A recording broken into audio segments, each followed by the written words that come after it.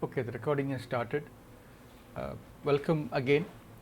So we have been going through the loops and recursion section in the OCaml docs. Let me paste that link in the chat. And we covered about half of that. So we'll try to finish this section today. And we discussed about for loops and while loops, and we looked at recursion as the approach to writing functional programs. So there were three examples given here. One using the really input method where you read the entire file all at once, but it doesn't work with channels and sockets, for example. The second approach was imperative by using a while loop, but that needs to be broken out using an exception. The third approach is to actually use a recursive approach, which is given here using buffer module. I'm not going to be trying this example directly on OCaml Play because we don't have the input option in the playground, but from next week onwards I will teach you how to install OCaml, OPAM and so on. Hi learner 0418, how are you doing? Welcome to the stream. So as I was saying, so far we have been using the playground. So from next week onwards I'll teach you how to use UTOP, how to use OPAM switches and so on. So then we'll try out, we will revisit some of these previous examples and we will do the input section. Okay. So Real Chakravarti asked last time that we are not actually closing the channel here after opening it, right? So I checked the documentation and this needs to be updated. So basically we should actually close the channel. So the code will look something like, let me just clear this, clear the output. So it will be something like try loop with end of file, and then we should call close.in of channel, and then we call and return buffer contents of buffer. So this section needs to be updated to close the channel. It's a good suggestion and a good catch as well. But feel free to send PRs if you want to, change the documentation in OCaml.org. So let's continue here. Now, the recursion approach is very good for certain type of data structures like trees. So we have an example here called a file system type, which either can be a file of string type or it could be a directory of a list of files. Okay, that is what is given here. And of course here I cannot use this on the playground, but let's just quickly go through this example, and then in the next session when I actually show you how to use UTOP from the command line, we will actually try out these input sections again. So what they want to do here is use open dir and read dir functions to open a directory and read the elements of the directory. Okay, so they're writing some helper functions to start with. So here we have this read directory nox function which takes a directory, and they're basically using this helper function to have the try section, try block. Okay, try sum, if you're able to read the directory, you return sum of the string, otherwise end of file you return none. Okay. Similarly, there is another helper function string of file system, basically you match for a file or directory. If it is a file, you return the file name and append with /n, or if it's a directory, and for each file getting the list of files, concatenating them with 4 left and returning one big string. Okay, that's what this list 4 left does. So we have already seen the use of 4 left in the previous sessions. And then they actually start to write the read directory method. So when you are actually writing code, you will probably want to start writing something like this. You write a high level function and see what you want to implement, and from there you get into the specific details. So here we are opening the directory path, then you have this recursive loop function, and in that loop function we are using this helper function read directory exec, so that the try catch is implemented inside that function, and then based on the return file name we have to handle empty, none case, or the dot and double dot case, right, and also the file name case. So each case they are implementing using the match pattern matching. And then finally when there is a file, then they are getting the path name, setting the path name using lstat to check if it's a file or directory, and then if it's a directory they're reading the directory given the path name, and if it's a file you're just calling file of path name, and they're recursively calling this loop method again. Okay. So you slowly start to build these constructs when you're actually writing functional programs.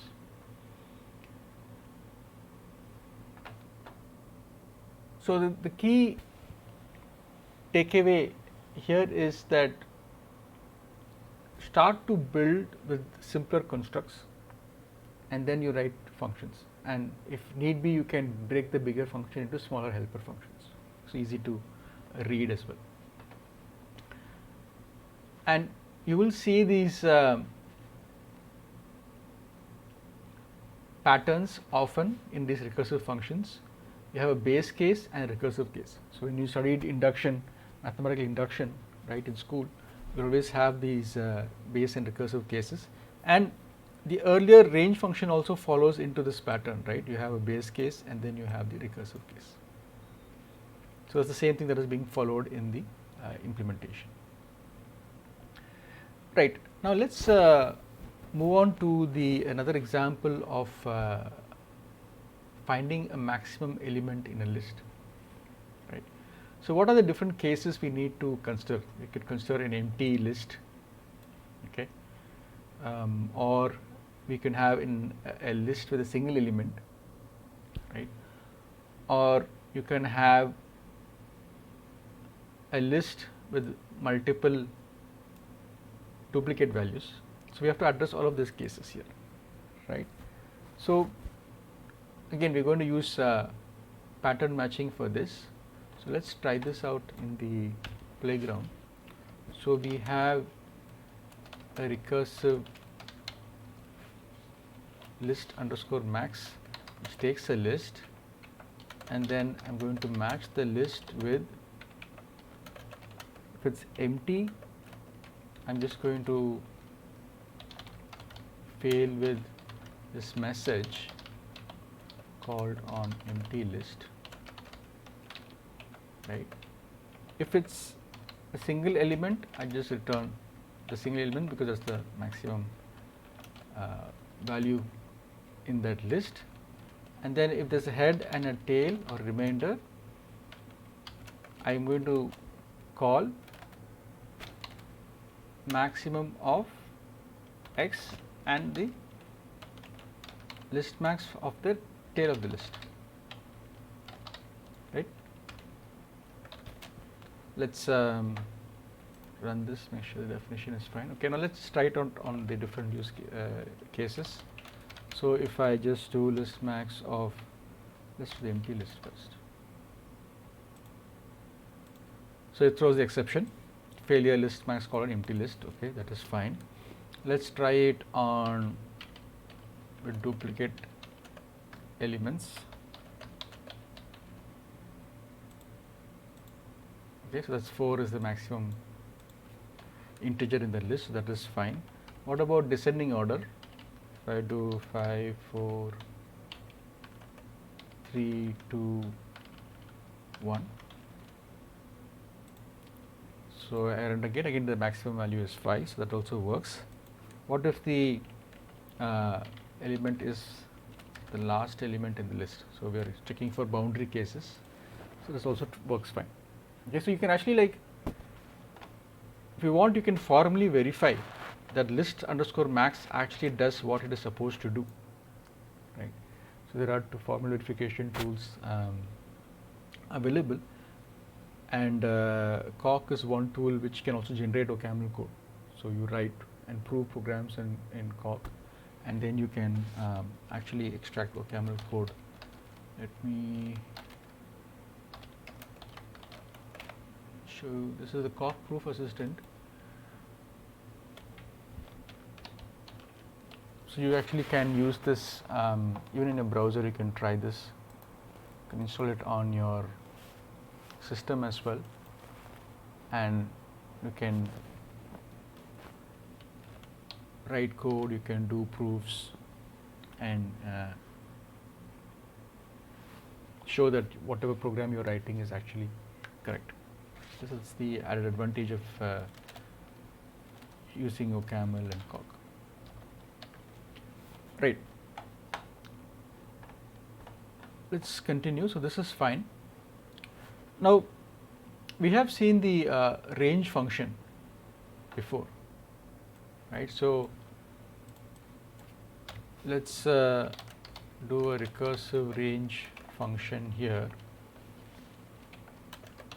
A is greater than B, which is the base case, I return empty, else I call A and I call range of A plus 1 to B. So the definition is fine. So if I just call something like range of 1 to 5,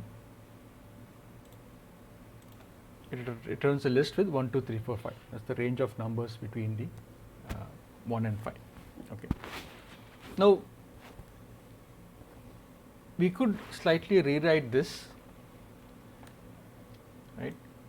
Let's do if A is greater than B, then empty, else I'm going to call let result is equal to range of A plus 1B in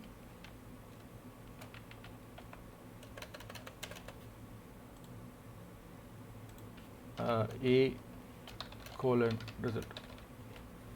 Okay. Learner 0418 says the match syntax in OCaml seems really useful and clean. That is very true.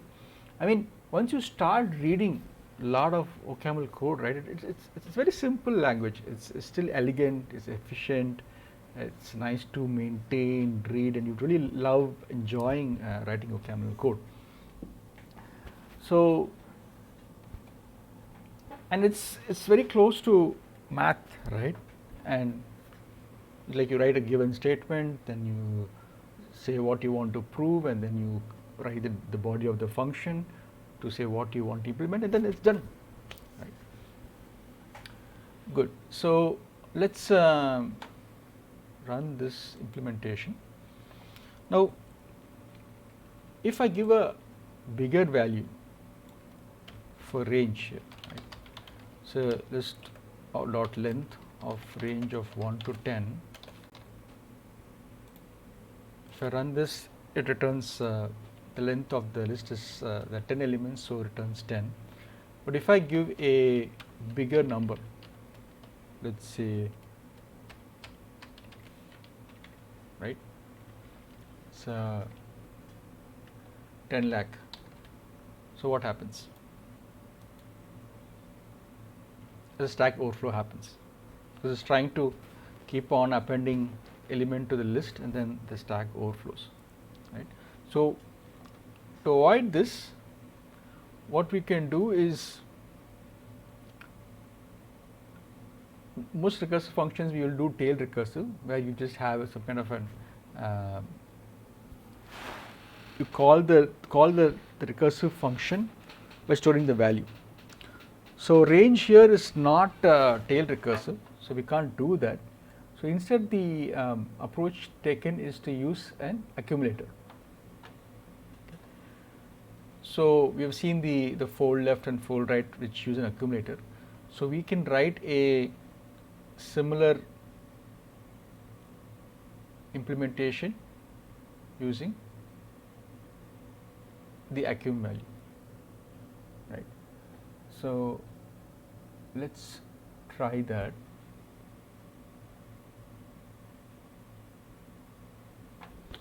So I'm just going to change this. Let rec range 2. I'm going to pass an accumulator value. If A is greater than B, then I'm just going to return the accumulator value. Else, I'm going to call range 2 with A plus 1, B, and A and the accumulator. Yeah, I think Haskell also has this memorize option. So yeah. Now one thing here that you need to notice is that the list will be returned in a reverse order. So you need to actually call list.reverse and this function AB, and you give an empty list to start with. Now if I call list range 1 to 10 lakh, it takes some time, but it will return the size of the list. Okay. Now if you don't want to reverse the list, there is a better implementation. So here what you can do is you can call range 2 AB accumulator, slightly changes here, B is less than A, then return accumulator, else range 2 of A, B minus 1, B. So in this case, I don't need to call this, don't need the parenthesis, this looks good, and if I run this again, it should return the results. And you can actually check, for example, if I do range of 1 to 5, for example, it will be 1, 2, 3, 4, 5. Okay. So you can actually like take specific sub expressions and try it out and make sure that you understand the logic. So this second implementation is a little faster because you don't need to actually reverse the list, you don't need to traverse the list and then do the reverse thing. Good. So we know that OCaml has records. OCaml is practical. So you can do functional programming, you can do imperative programming as well. So we have records. So here is a pair of ints.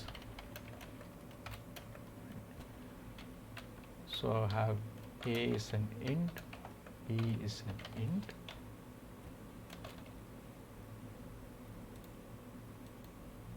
Okay.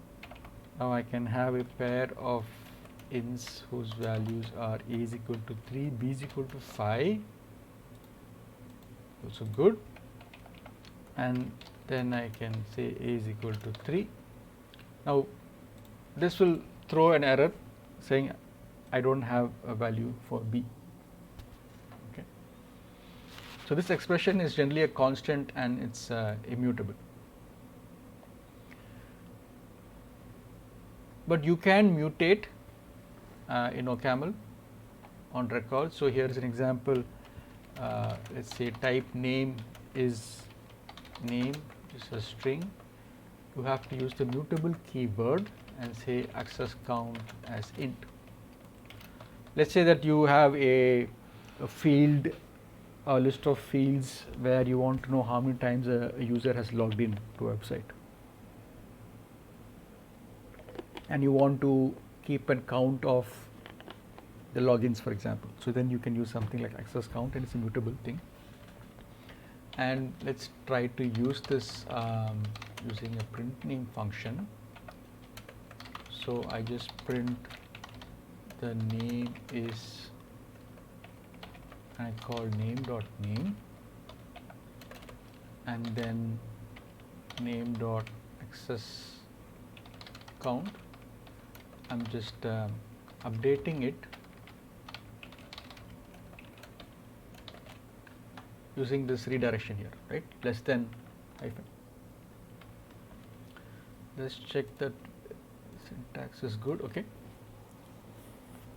So let's now try using this.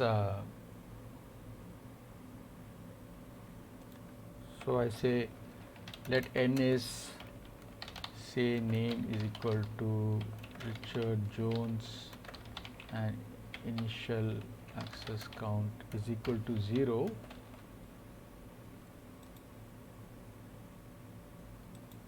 And then I print n. Okay, it's count to 0. Then I call print name n. Then I check the value of n. Now the access count is 1, right? So you see that the field has actually mutated.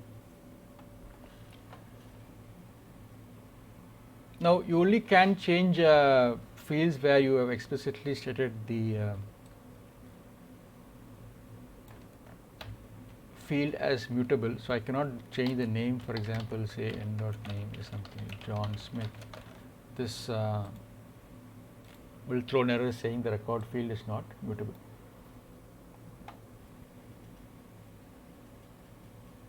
Now we do have references. We have seen some examples there. So the definition given in the standard library is this. So it is it internally uses references, internally uses records, the mutable contents field. Okay. So we can do, say, let r is equal to reference 100, right? So basically the contents are assigned to value 100.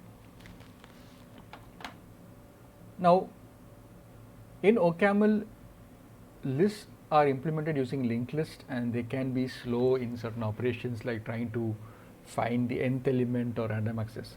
So hence we use OCaml arrays. Arrays are like real arrays. They can be mutated as well. Okay. So there are some functions like array.create to create an array, into array.length and assign the value to the corresponding index, right? And OCaml can do numerical computing. So this is an example given here to do matrix multiplication. Now they don't have the array module in the playground, but I think next class I will show you in UTOP how to run this function and use it. Okay, but it's just implementing the computation in OCaml. Okay, so the last section I want to touch upon here is mutually recursive functions. Let's say that you want to define two functions that call each other. How can we implement that? So let's take the example of even and odd function. So what does this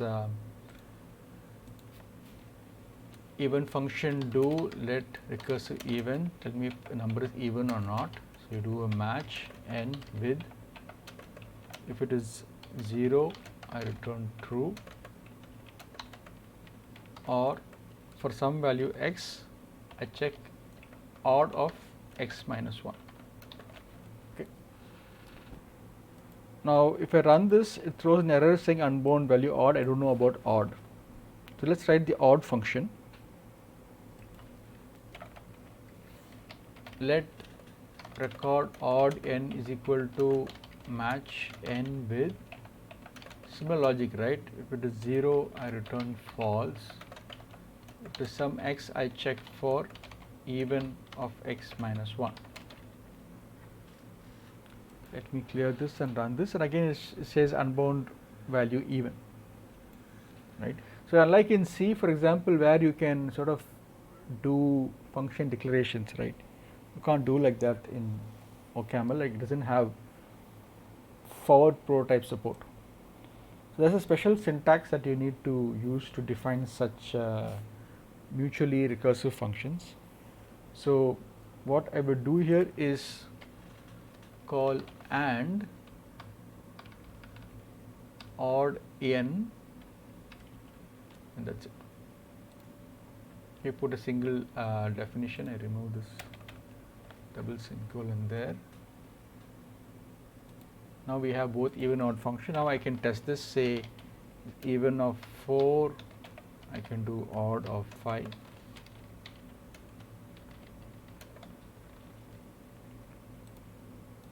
Both are true. Also check the other case, even of 3 and odd of 2. Okay, so both are false. So that's how you define mutually recursive functions. So this ends the loops and recursion section. I think I've covered a lot of ground from the tour of OCaml to values and functions, list module, and now loops and recursions. So I will make this available in the YouTube channel, and I pushed all the relevant code changes to the Twitch repo. Let me share this link to you as well.